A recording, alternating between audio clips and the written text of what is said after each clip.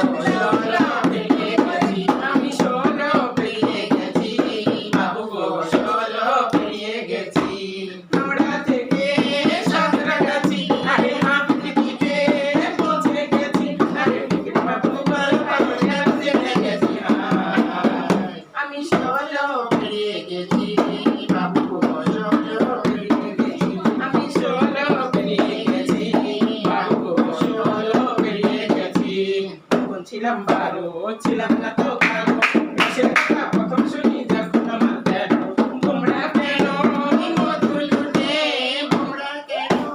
মধু লুটে, আরে তোমরা কেন মধু লুটে, এবার জেনে গেছি